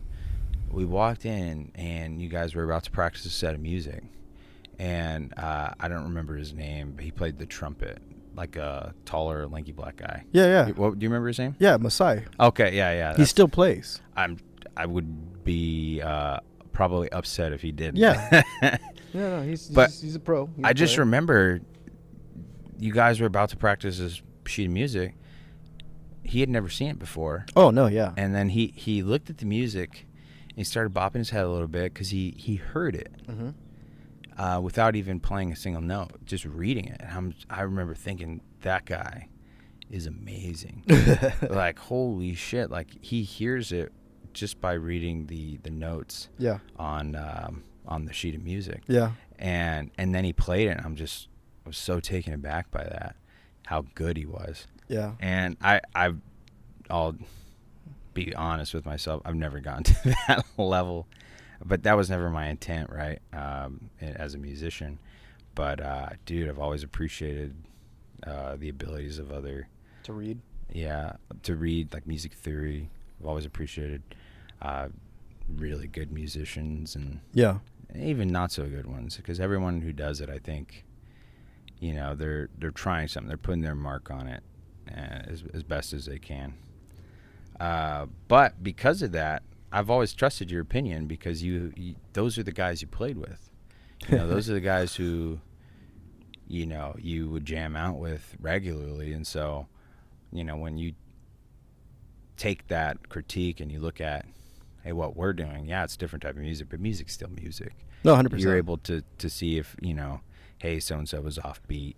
Hey, you guys were a little out of time. Hey, your vocals were a little flat on that note or on that song. Like all those things you think about, and you try to do it better on the next one. And sometimes the band, we did it better, and sometimes we fucking didn't do it better at all. We did it worse. Yeah. But that's the joys of being a band.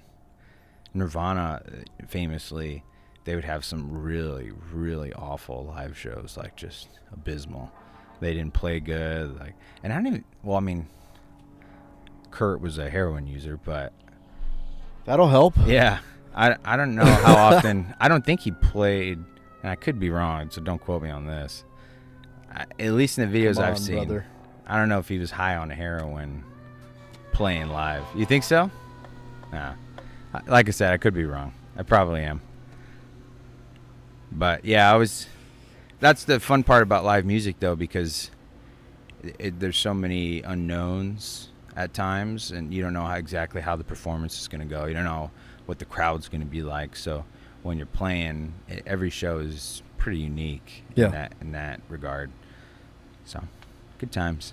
That's why I always trusted your opinion, man, when it came to the music, dude. That's why I like when you come out to the shows. You went to a lot. I think you've seen us play basically everywhere that we played. Yeah. But I miss those days. I probably told you I was in some other bands. Yeah. In the years after that. I was in a band called Nancy Nightmare and the Wizard. Did drums for them. It was a great, really fun band to play in. They're like a horror, pop punk, pop rock kind of band with like a 50s twist.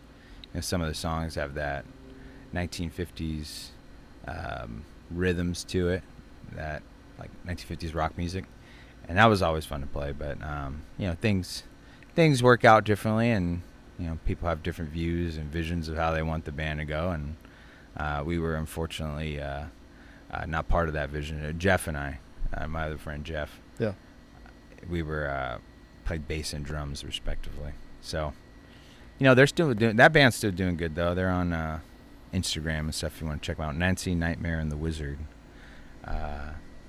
Great guys over there. And then played another band, Lunar Oddities, rhythm guitar for that one. And I was totally matched this guitar player, George. Probably one of the best guitar players I know. He's very much aligned with like the 60s and 70s rock guitars, and his skills are right up there with some of those guys. Like very, very good guitar player. Same thing, like his ear is really good, and if I'm not mistaken, he's pretty good at reading music too. And he just shreds. Common theme here. But the problem with him though, he was just if anyone who's ever played with him, they'll know and they'll laugh at this, but he's got like fucking expensive equipment. I mean, probably umpteen $10,000, $20,000 worth of equipment, and everywhere you go, as soon as he plugs in, I mean, he's got a massive pedal board, really fancy amps. Oh boy. This guy knows his tone so well, but everywhere you go, hey, do you hear that with my guitar? Do you hear that? It sounds fucked up, right? No, that doesn't sound good. Do you hear that? It's just like, good Lord, dude. I mean, but that's someone who studies his tone so well that when it doesn't sound right to him, he can tell right away. Yeah. But the consequence of that is sometimes he's so worried about his tone that he can't just play. Yeah. It almost cripples him. Well, I mean, yeah, playing with perfectionists, that's not always fun. Because that's what it sounds like. Oh, he was absolutely a perfectionist, yeah. And he loved his guitar tone so much that it had to be number one. It's like, okay, it could definitely be up there, but we got an amazing singer too. What about her? You mean like in the mix? Yeah. Oh, that sucks. Yeah. He was a little ego-driven at times. Good guy, but just a fucking perfectionist who I think cared more about his sound more so than the betterment of the band. That sucks. Yeah. We played a lot of shows too. I got to play at St. Rock and Hermosa for the first time with that band, and that was a cool venue to play at. Yeah. You know, got to play a lot of good the Federal Bar in Long Beach. I don't even know if that's still there, but it's cool. They have the Vault. It's like a really nice bar, and then the Vault is where they have the bands play, because it used to be an old bank building. Yeah. So that was a lot of fun. In Long Beach? In Long Beach, yeah. No, that's closed. Oh, it is close? Yeah. Damn shame. I was working with a client. We were looking at potentially buying it. Yeah, so it's definitely closed. Yeah, it doesn't exist anymore. Yeah. We're actually trying to scoop it up in a deal. Yeah, make it into condos. It probably is now. No, it's not. Oh, okay.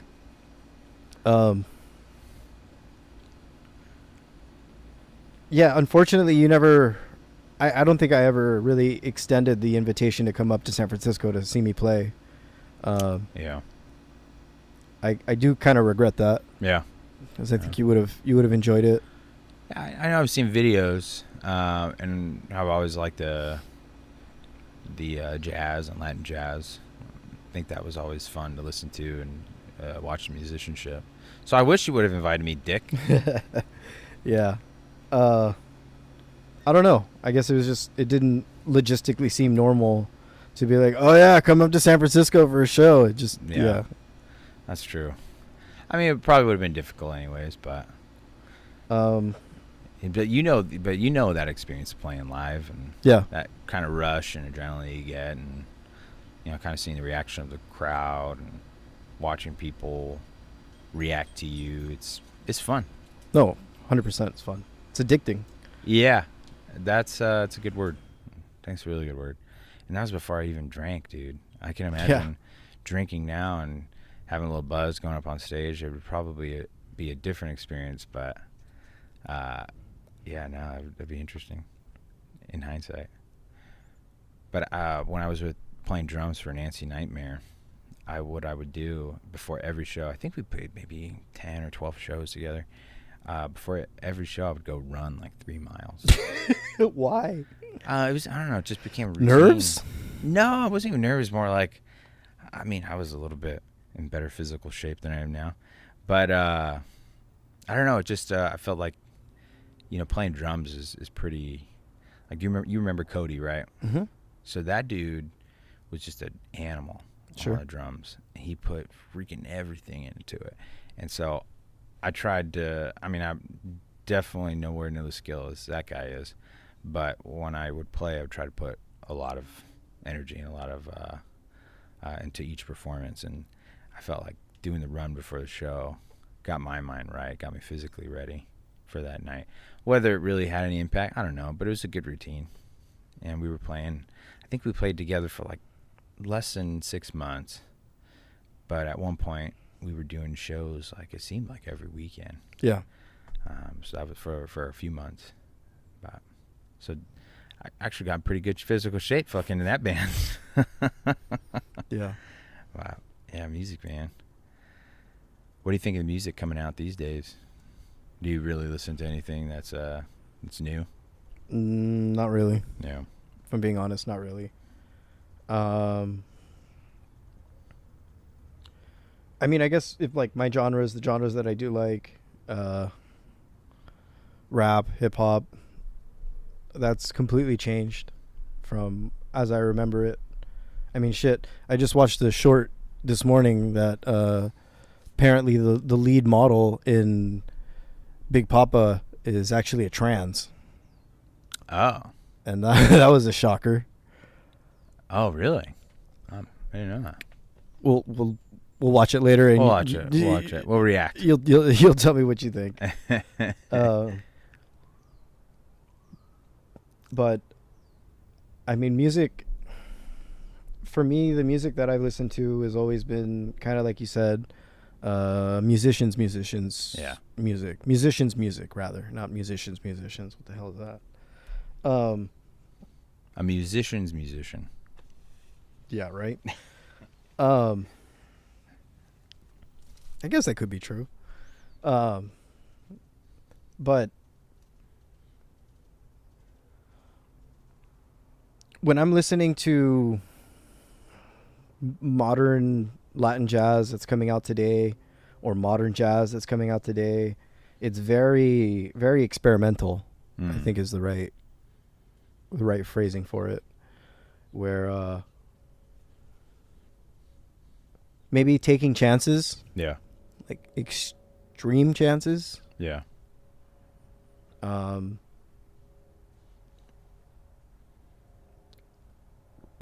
I think there's a movement in classical music that kind of like when you look at fine art and you look at the original artworks of Picasso, Yeah. you see these masterpieces of detail versus when you see him in his later years, it's now this abstract Yeah. form of what he's shooting for. When you know very well that he's fully capable of doing all the detail, and yet he's at a point where they're just looking for the essence, right? And so I think music has kind of gone into this like split where you're either getting a lot of that push of, avant-garde. I'm trying to push the ceiling higher than it's ever been, trying to find your own thing that's in a way marketable, right, with the help of social media and whatnot. Whereas,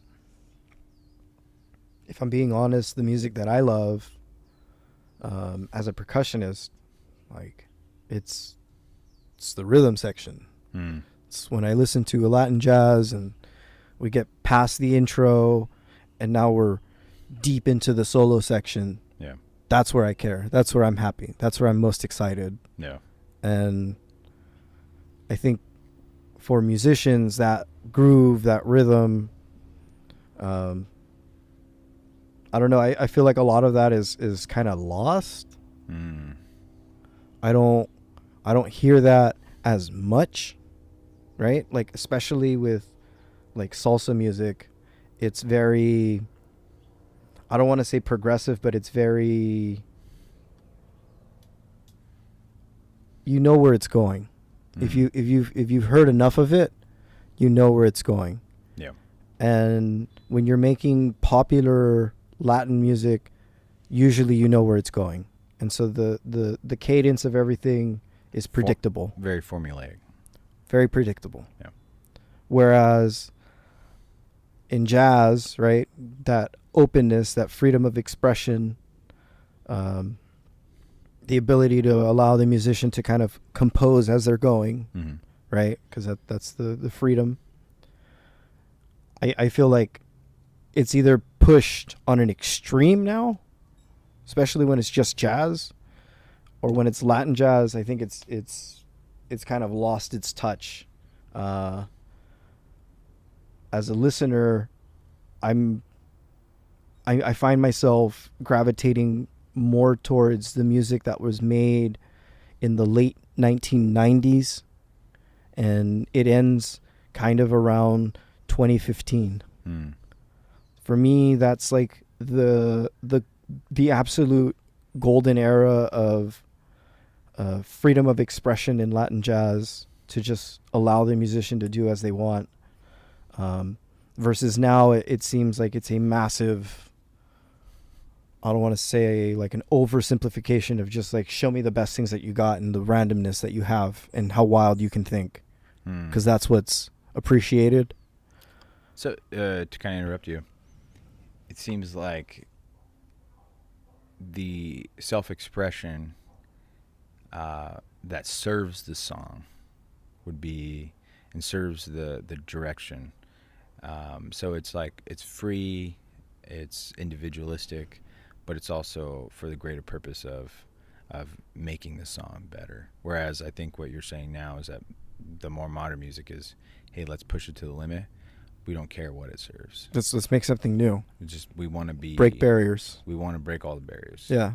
But by doing that, and that being the primary focus, it seems to you, and you can correct me if I'm wrong, it seems to you that that doesn't serve the song well, and it doesn't necessarily create as great music as it could be. Yeah. Okay.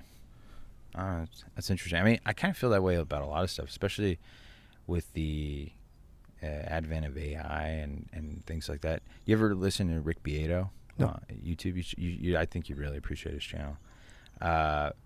Just a phenomenal musician. Actually started as a punk rock guy. Okay. Back in the either late 70s or early 80s. But, I mean, he has a really powerful critique of just modern music in general, how it's almost soulless. You know what I mean? If I'm putting on my cynical hat again. Please. I don't think it's just soulless. I think it's the frequencies are too undeniable to not recognize. Like as a studio engineer could tell you, or a really solid musician with a gifted ear can tell you. A lot of the music, most popular music, are all in the same keys. Yeah. Right? And it's just by happenstance. And it's just like this weird, undeniable truth that, like, yeah, there are certain genres in music that the frequencies are set. Yeah. And so, like, hip hop is Tempo. at a certain frequency and tempo and, beats per minute, right? Yeah. And, pick your genre and there's kind of like a set form and function. Yeah. And if we're being super cynical, then it's kind of just like there's a bottom line that we need to have when we're hiring these artists. Yeah. That we need to have a certain number of,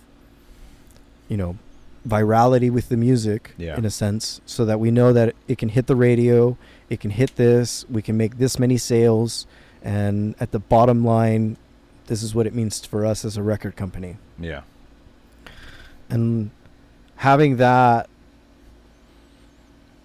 boogeyman in the back, kind of changes and strips away the music, I think. And like, specifically with Latin jazz, I think the golden years of Latin jazz is really like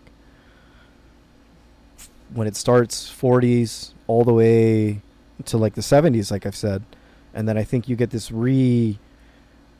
exploration in the 90s, and it kind of just dies off again in the late 2010s, where now the music is changed. It's more popularized. And so like certain artists that I appreciated that might have done something kind of more traditional in the 2000s, who are still producing music today, they're now making things that are a little bit more poppier. Or if I'm being really critical of Latin musicians, it's kind of like that's not where the money is. The money's in reggaeton. Yeah. And so we're going to push on making reggaeton music and genres. Yeah. And that's not jazz. That's not Latin jazz. That's not the music that I want to hear. And so like if you have these producers who are being bought up by record labels to say, okay, this is the kind of content that we want to make, and we're now catering to this kind of an audience, and we know that because we have the data, this is what it is that we need to be making, then I think that's going to be, the bottom line of what it is that you need to be producing if you're for a big record company. Yeah. And so you don't see the, more of this old school playing. Granted, I'm not in the industry. I'm not I'm not a musician for hire. Yeah. So I'm not in the know, but just as a person, casual observer, who's been in the back kind of seeing this, but I do have the relationships with intimate musicians, like great musicians, and I can definitely see that they've kind of changed. They're no longer playing on these, I don't want to say like a straight ahead jazz thing, right? Because it's not, but these more traditional is now, it's changing. It's the change. It's normal. Yeah. But we'd have to talk to a producer who could tell us, what are the frequencies that hip hop's in? What's the frequency that R&B is in? What's the frequency that, pop music is? What's the frequency that rock music's in? Yeah. Like, what are those typical channels that, as a producer, you want to hit? And if we're doing like an analysis on like what are the hit records, then what do we need to do to replicate it? Yeah. Well, it's funny you say it, because when I was in my old band, Tom is my friend. So part of that Battle of the Bands, there was he was a former A&R for Capitol Records, and he was one of the judges. And so this Battle of the Bands, Cynical had on, basically was, a way for this company to make money, because they knew they could get a lot of bands to turn out, bring a lot of people. And then I think it was definitely just a space for this guy to advertise his services. Not to say the former A&R, not to say his advice was terrible or anything like that. He obviously knew what he was talking about. He knew the industry. But one of the perks of getting to the end is that you got to work with him for a month. Yeah. It was almost like a free trial. And then should you want to continue that, you had to pay X amount of money, per month. I think it was like $400 a month to work with this guy. Okay. And one of the things he had us do as a band was, hey, I want you to listen to I want you to get all Billboard top 10 records and top 10 songs that made number one. And I want you to analyze it and see, and basically work through that and find the commonalities. And he wanted us to hear the formula. And I mean, music has always had a formula, right? Pop music has always had a formula. It's not to say that this is anything new per se, but I always thought that was interesting. It's like, how do you make a great pop song? Well, you just study all the other great pop songs and you follow that.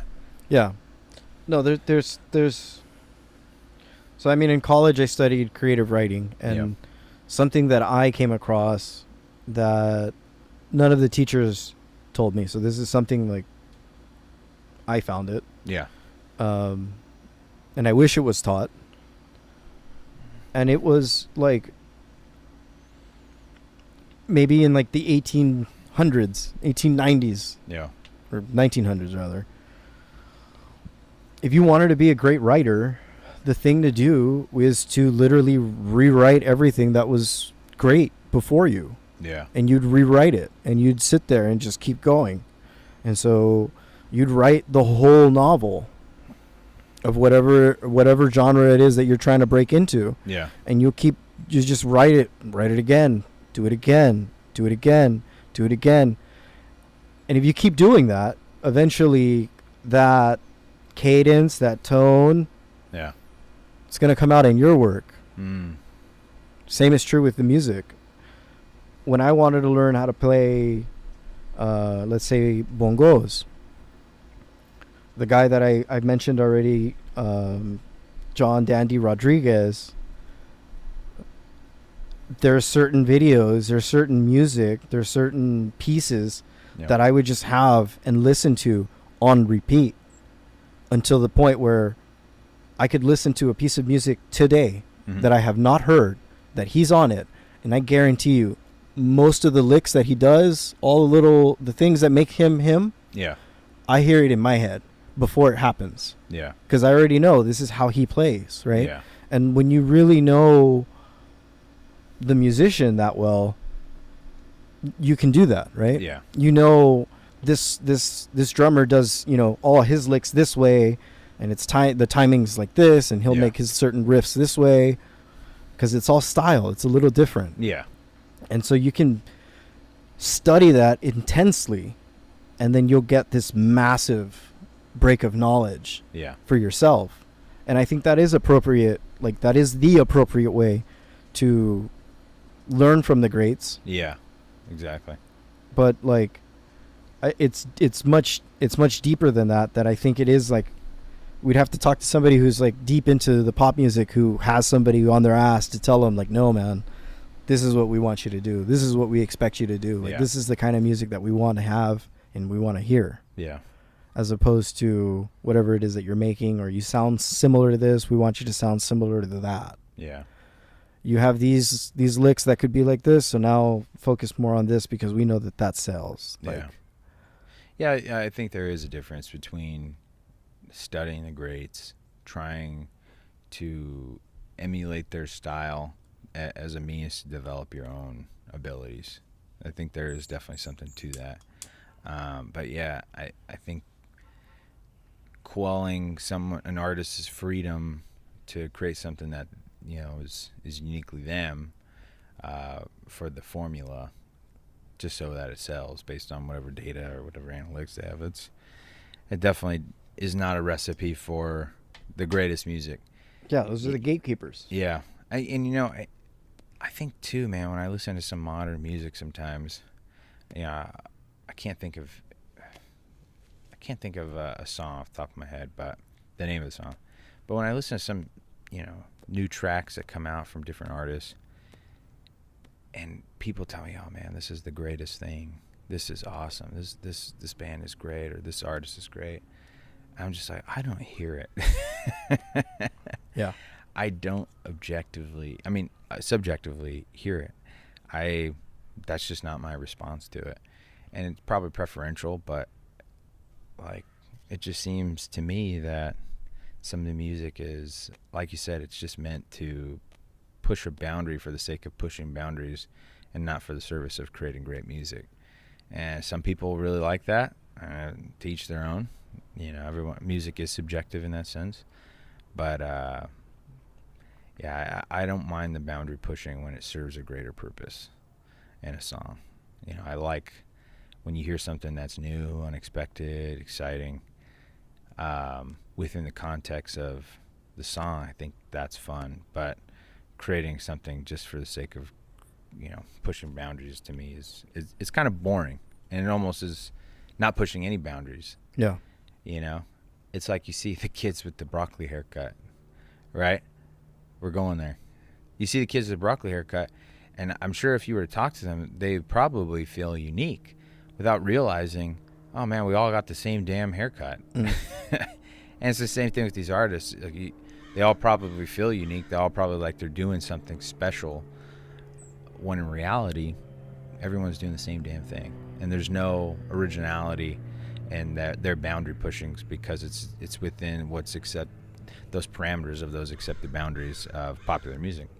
So I think the most radical thing you can do these days in almost anything you do is just toe the middle ground on a lot of things.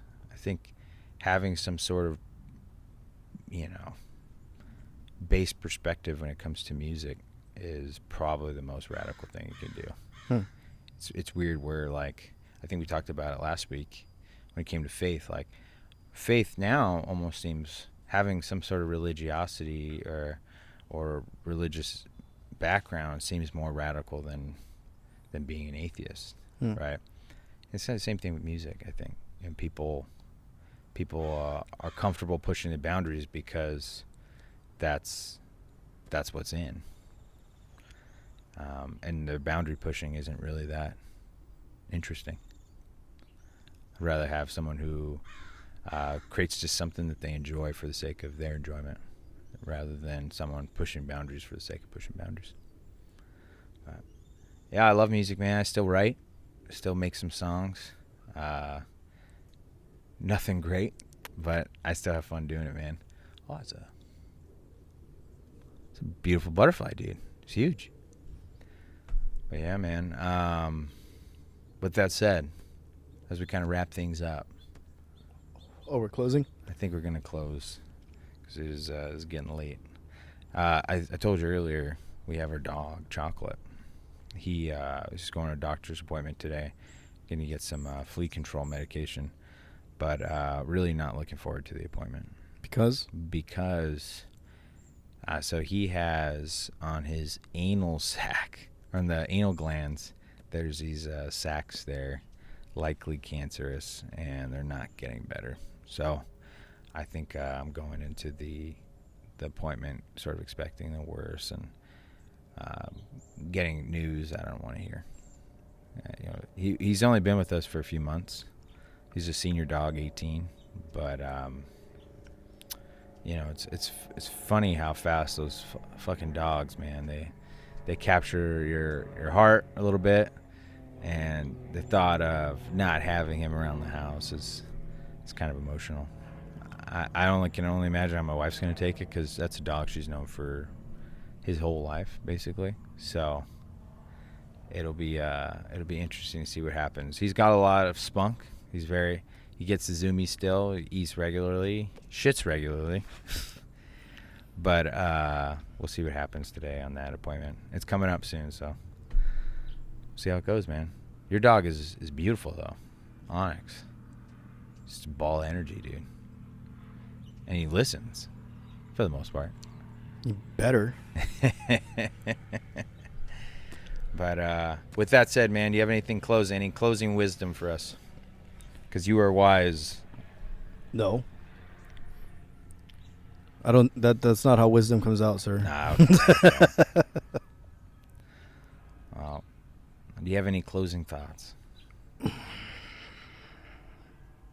No. I wish I had something funnier, but no. We were talking about rims earlier. Oh God. All right. Well, thanks for tuning in.